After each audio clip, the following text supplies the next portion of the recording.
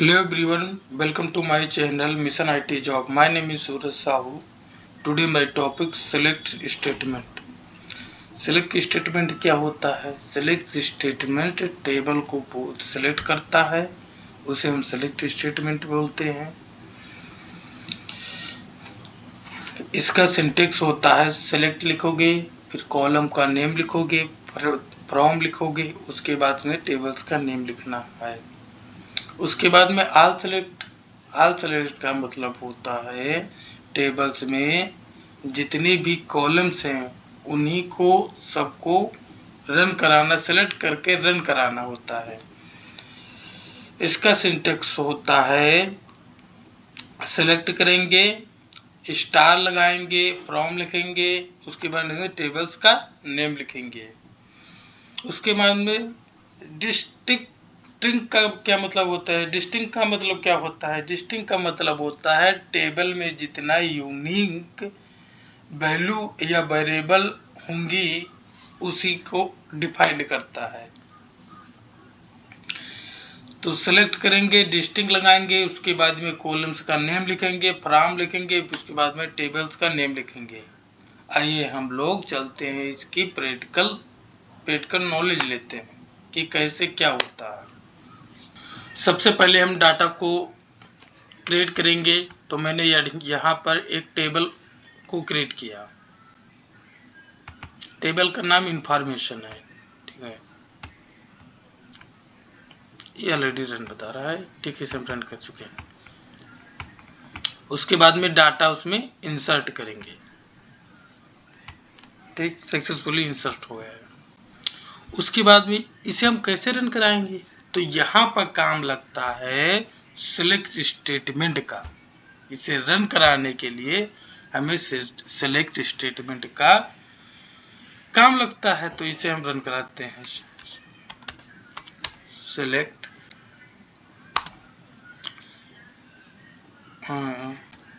Star from table का name information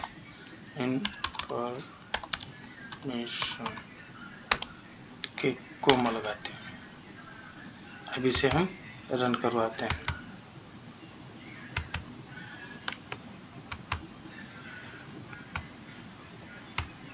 ये देखिए, ये पूरा डेटा आ चुका है। देखो,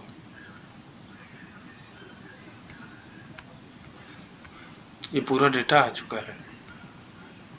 क्या है? आईडी है, फर्स्ट नेम है, लास्ट नेम है, ईमेल है, फोन नंबर है, एड्रेस है, ठीक है। इसके बाद में हम क्या करेंगे? टेबल्स का नेम लेकर कैसे कर सकते हैं? तो सबसे पहले हम करते हैं सेलेक्ट करते हैं। सेलेक्ट करने के बाद में हम टेबल का नेम जैसे यूजर आईडी, फर्स्ट नेम,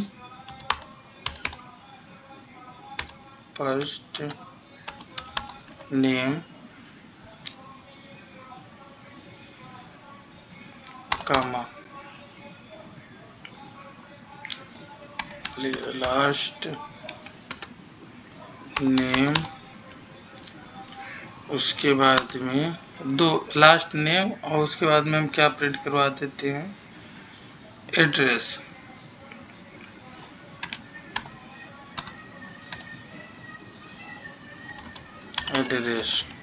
ठीक। फ्रॉम इंफॉर्मेशन टेबल्स का हम नाम लिखते हैं। उसके बाद में इसे रन करवाते हैं।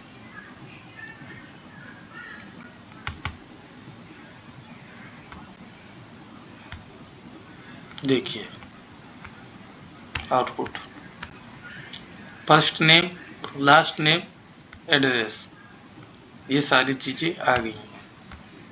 First name, last name, address. अगर ऑल सेलेक्ट मतलब कि पूरी डेटा को रन करवा सकता है। स्टार का मतलब होता है सभी कॉलम को सेलेक्ट करना। ऐसे रन करवाते हैं तो इस सभी कॉलम रन हो जाएगा। ये देखिए, एड्रेस आ गया, ये देखो पूरी डाटा रन हो गई। आगे हम देखते हैं कि डिस्टिंक्ट क्वेरी का किस प्रकार उपयोग होता है टेबल्स में। तो सबसे पहले हम लोग इस टेबल्स को देख लेते हैं। देखिए यहाँ लखनऊ है, यहाँ लखनऊ है और लखनऊ यहाँ है, ठीक है। कितना मतलब, फिर देखते हैं, क्वेरी को रन कराते हैं, ठीक है। सेलेक्ट, हम केस में क्या एड्रेस लेते हैं, खाली एड्रेस का हम डिस्ट्रिक्ट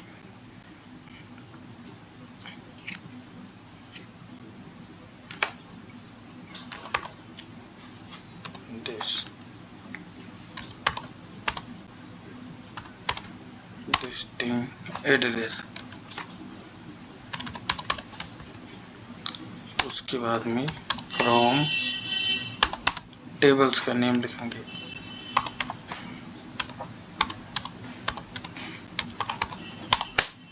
उसके बाद में हम रन कराते हैं।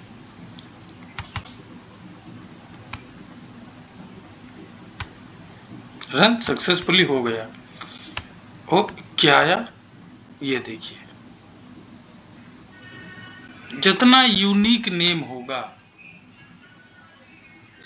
कई बार लखनऊ भी कई बार है और सब कई बार है, लेकिन लखनऊ कई बार है, आपको दिखाए थे 3-4 बार है, लेकिन इसमें क्या दिखाएगा, जितना है जितना हो, लेकिन वो खाली एक ही पॉइंट करेगा, यानी यूनिक होना चाहिए। डिस्टिंक्ट का मतलब सीधा होता है यूनिक होना। Thank you for watching this video. Like and subscribe, please.